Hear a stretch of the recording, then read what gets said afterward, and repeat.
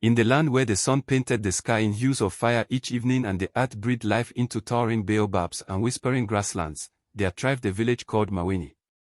The people of Mawini were known for their wisdom, their laughter that echoed through the hills, and their reverence for the ancestors who watched over them. Among them lived a man named Jabari, a hunter whose skill with the bow was unmatched, whose footsteps were as silent as the leopard's, and whose heart carried the weight of responsibility for his family. Jabari had taken 2 wives, as was the custom among his people when a man sought to build a strong lineage.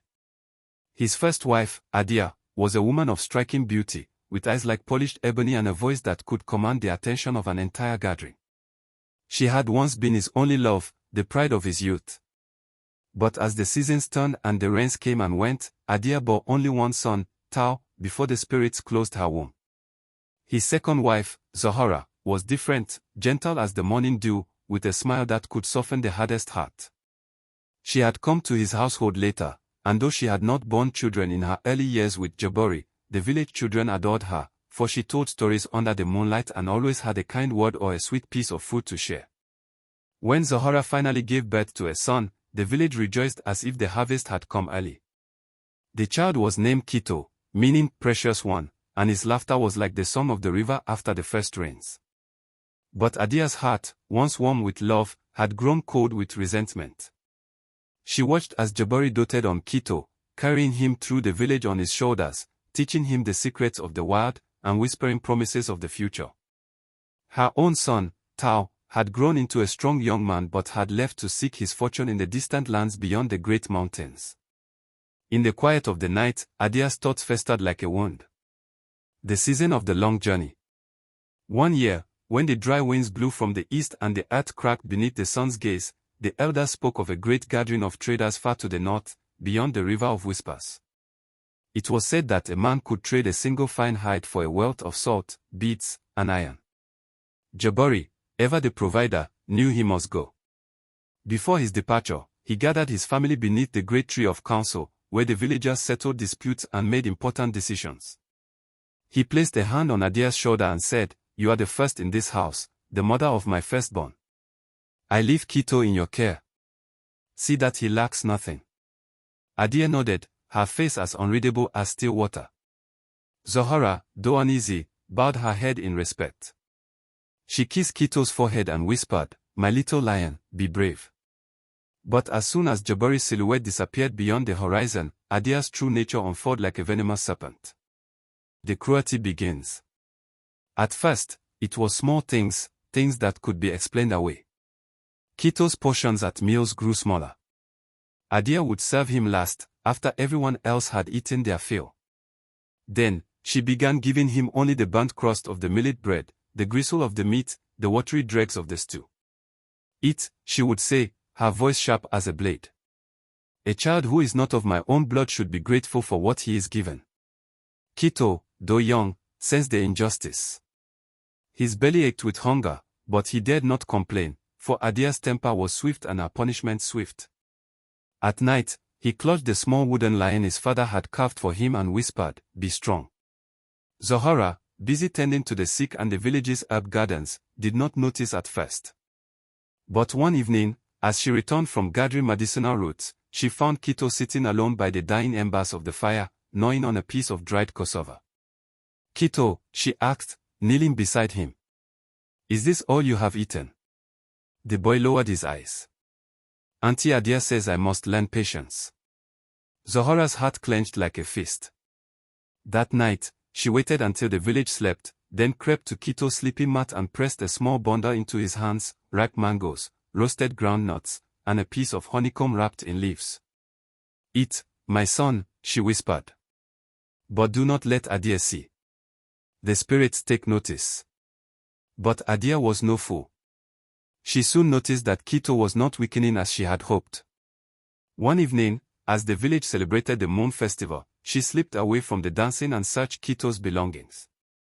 There, hidden beneath his mat, she found the remains of Zohara's gifts. Her rage was a living thing. She stormed to Zohara's hut and seized her by the arm. "You dare defy me," she hissed. "You think you can undermine my authority in this house?" Zohara, though afraid, stood firm. I only ensure the child does not starve. Adia's eyes burned. Then you will both learn the price of disobedience. From that night on, she watched Kito like a hawk. She locked the grain stores and counted every yam, every handful of millet. She made Kito work longer hours fetching water and firewood, ensuring he was too exhausted to seek extra food. The arrival of the stranger. One afternoon, as the sun hung heavy in the sky, a stranger appeared at the edge of the village. She was an old woman, her back bent like a bow, her skin like the bark of the ancient baobab. Her clothes were tattered, her feet bare and cracked, but her eyes, deep and knowing, gleamed like dark stars. She moved slowly, leaning on a staff carved with strange symbols. When she reached Adia's hut, she raised a trembling hand. "Daughter," she called, her voice like the wind through dry grass, "will you spare an old woman a bite of food?" Adia, who was stirring a pot of rich, fragrant peanut stew, barely glanced up. "Begone, beggar. We have nothing for the likes of you." The old woman's gaze shifted to Kito, who sat nearby, his stomach growling. The boy, despite his hunger, stood and approached her. "Grandmother," he said softly, "I have only this." He held out a small piece of bread, the last of Zohora's hidden gifts. The old woman studied him, then took the bread. As she ate, her eyes never left his. "Why do you give to me when you yourself are hungry?" Kito smiled weakly. "My mother Zohora says it is better to share than to let another starve." The old woman nodded. Then, without another word, she reached out and touched Kito's forehead. A warmth spread through him, as if he had drunk the richest milk. His limbs felt stronger, his mind clearer. Then the old woman turned to Adia's cooking pot. She murmured words in a language long forgotten, words that slithered like smoke into the air. Adia, impatient, shooed her away. "Enough of your muttering. Go before I call the village men to drive you out." The old woman simply smiled and vanished into the trees. The curse of the empty bowl.